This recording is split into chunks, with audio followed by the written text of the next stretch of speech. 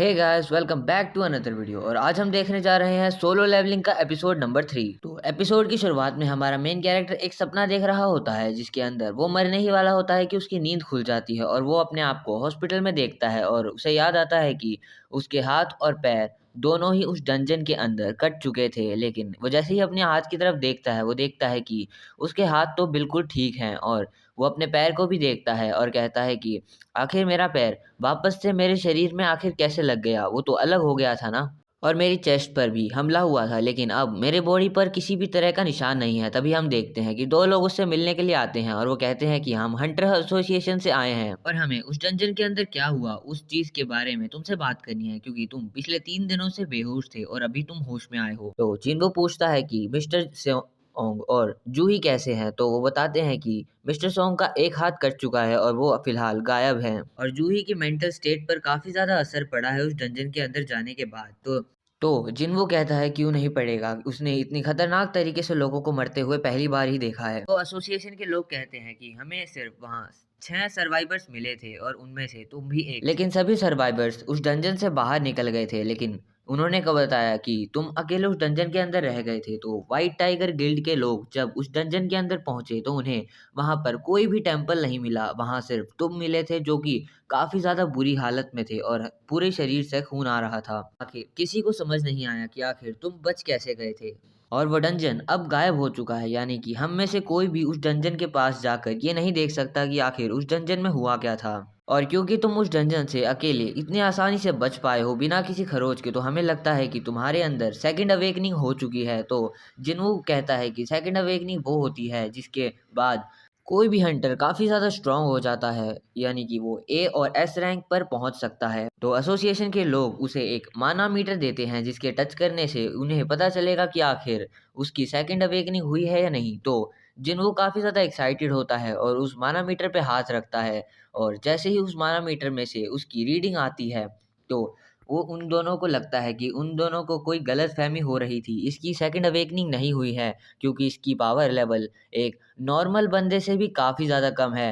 एक नॉर्मल बंदा भी 70 से प्लस स्कोर करता है, लेकिन इसका स्कोर सिर्फ 10 पे गया है। जिसके बाद वो एसोसिएशन वाले वहाँ से चले जाते हैं और अपने आप से बात करके कहते हैं कि अब डंजन गायब हो चुका है, जिसका मतलब है कि हम इस चीज़ का कोई भी प्रूफ नहीं निकाल सकते कि आखिर वो बचा कैसे। जिसके बाद जिन-वू उन दोनों के जाने के बाद कहता है कि क्या उन दोनों को ये चीज़ नहीं दिखी? जिसके बाद हम देखते हैं कि वो एक नोटिफ़िकेशन की बात कर रहा होता है जिसमें लिखा होता है कि अगले 2 सेकंड में अगर तुमने कोई चॉइस नहीं की तो तुम मारे जाओगे। जिसके बाद हम देखते हैं कि उसकी बहन अंदर आ जाती है और जिन-वो कहता है कि आखिर तुम यहाँ क्या कर रही हो? तो उसकी बहन कहती है कि मुझे लग रहा था कि तुम ठीक नहीं हो, लेकिन अब मुझे लग रहा है कि तुम काफ़ी ज़्यादा ठीक हो। और लेकिन अगर अगली बार तुम अपनी हालत इतनी खराब की तो मैं अपने स्कूल को छोड़ दूँगी और एक जॉब करने लग जाऊँगी।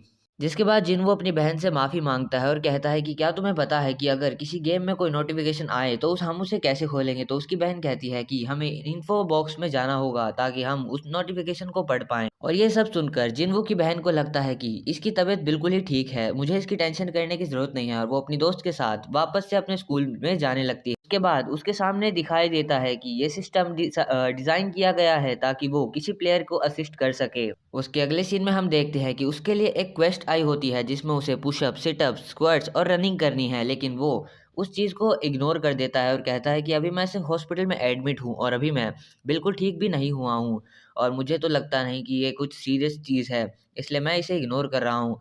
और वो इसे मज़ाक समझकर सोने लगता है। जिसके अगले सीन में हम देखते हैं कि दोनों एसोसिएशन वाले अपने बॉस से बात करते हैं, तो उसका बॉस कहता है कि ये केस काफ़ी ज़्यादा कॉम्प्लिकेटेड है, हम इसे बाद में देखेंगे, अभी के लिए तुम वापस आ जाओ और काफ़ी सारे सवालों के जवाब मुझे चाहिए और उसके लिए मुझे तुम्हारी ज़रूरत है। इसके अगले सीन में हम देखते हैं कि एक दूसरी एसोसिएशन का लीडर मिस चा नाम की एक लड़की से कहता है कि हमें अपने बी रैंक मिशंस के लिए तुम्हें अपना मेंटोर रखने की ज़रूरत है, तो क्या तुम इस जॉब के लिए तैयार हो?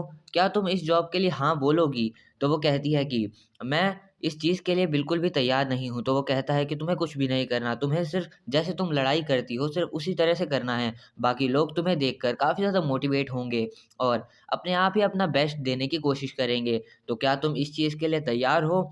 जिसके बाद मिस चा कहती है कि हाँ, मैं अपना पूरा ट्राई कर सकती हूँ। जिसके अगले सीन में हम देखते हैं कि अचानक से एक गेट वापस से रोड के बीच में निकल जाता है, जिसे देखकर लोग काफ़ी ज़्यादा परेशान हो जाते हैं क्योंकि उन्हें आने-जाने में काफ़ी ज़्यादा प्रॉब्लम होती है। अब हम देखते हैं कि रात के 12 बज चुके होते हैं और जिन्हों के पास एक फिर से नोटिफ़िकेशन आती है कि क्वेस्ट पूरा करने के लिए पूरा ना करने के लिए उसे पनिशमेंट के तौर पे एक पेनल्टी देनी पड़ेगी। जिसके बाद हम देखते हैं कि वो अचानक से एक डेज़र्ट में समन हो जाता है और उसके पीछे काफ़ी बड़ा मॉन्स्टर लग जाता है, जिसके बाद जिन्हों भागने लगता है और अपने आप को बचाने लगता है। तभी हम देखते हैं कि हॉस्पिटल में एक नर्स उसके रूम में देखती है कि जिन्हों तो अपने रूम में नहीं है और वो पूरे हॉस्पिटल में उसे ढूँढने की कोशिश करती है, लेकिन वो कहीं नहीं मिलता और जिन्हों उस डेज़र्ट में भागते-भागते 2 घंटे तक लगातार भाग चुका होता है और वो मॉन्स्टर उसका पीछा लगातार ही कर रहा होता है।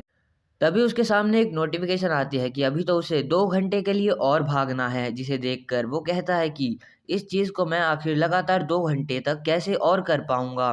उसके बाद हम फिर से देखते हैं कि हॉस्पिटल में दोनों नर्स वो सारी जगह ढूँढ चुकी होती है, लेकिन उन्हें कहीं नहीं मिलता।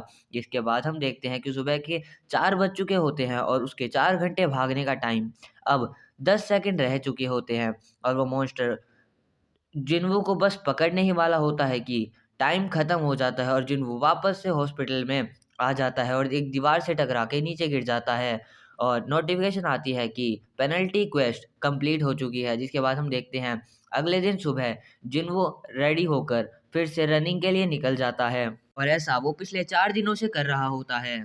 उसकी बहन उसे सुबह फ़ोन करके कहती है कि क्या तुमने खाना खाया और तुम्हें इतनी एक्सरसाइज नहीं करनी चाहिए जितना तुम सह ना पाओ और तुम्हारी तबीयत अभी इतनी ज़्यादा ठीक नहीं है। जिसके बाद हम देखते हैं कि जूही दिखाई जाती है और जूही के पास एक बी रैंक मिशन का ऑफ़र आया हुआ होता है और वो लोग पूछते हैं कि क्या तुम ठीक हो और बी रैंक मिशन के लिए जा सकती हो, और वो बताते हैं कि जिन वो भी अब ठीक है, हॉस्पिटल में है।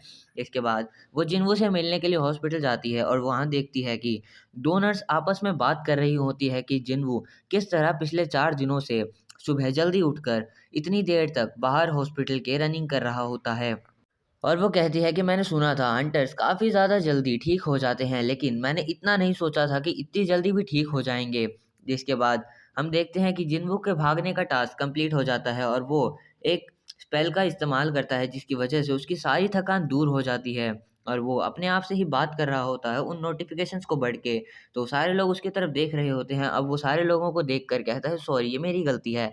इसके बाद थोड़ी देर बाद वो अपने रूम में बैठकर खाना खा रहा होता है और उसके सामने एक बॉक्स आता है। उस बॉक्स को जैसे ही वो खोलता है, उसे एक की मिलती है, जिसमें लिखा होता है कि ये एक डंजन का रास्ता है और तुम्हें अगला टास्क पूरा करने के लिए उस डंजन के अंदर जाना होगा और उस डंजन को खोलने का सिर्फ एक ही रास्ता है, इस की चेन से। अगले सीन में हम देखते हैं एक न्यूज़ रिपोर्टर सारे गेट्स के बारे में जानकारी दे रही होती है कि आखिर आजकल गेट्स कहाँ-कहाँ खुले हैं। जिसके अगले सीन में जिन्वू एक फ्लैशबैक में होता है और वो देखता है कि उसकी मॉम के साथ आखिर 4 साल पहले क्या हुआ था। तो हम देखते हैं कि उसकी मॉम अचानक से ही बेहोश हो गई थी, जिसके बाद उसकी बहन वहाँ आकर पूछती है कि आखिर क्या हुआ? तो वो दोनों उसे हॉस्पिटल में लेकर जाते हैं। तो डॉक्टर उन्हें कहता है कि ये इटर्नल स्लीप का मामला है और ये काफ़ी ज़्यादा अपना मैजिक यूज़ करने की वजह से काफ़ी सारे लोगों को हो जाता है, जिसका हमारे पास कोई आइडिया नहीं कि तुम्हारी मॉम होश में आखिर कब आएगी। जिसके बाद हम देखते हैं कि जिन्हों अपने आप काम करने लगता है कंस्ट्रक्शन साइट पर, लेकिन अचानक से उसे लगता है कि उसके पास मैजिक है। तो वो ट्राई करता है एक हंटर बनने की और वो हंटर बनने के लिए सेलेक्ट हो जाता है और अपनी बहन से कहता है कि अब से मैं हंटर बन जाऊँगा और हमारी मॉम का ट्रीटमेंट आसानी से हो सकेगा। लेकिन वो काफ़ी ज़्यादा वीक होने की वजह से किसी भी मिशन में अपना बेस्ट नहीं दे पाता और सिर्फ लोगों के बीच में ही आता है। तभी हम देखते हैं कि अब जिन वो काफ़ी ज़्यादा स्ट्रॉन्ग हो जाता है और एक सेब को अपनी मुट्ठी से ही तोड़ देता है। अगले सीन में वो एक मेट्रो स्टेशन के गेट पर होता है और वहाँ खड़े-खड़े वो सिर्फ उस चाबी को हवा में रख देता है।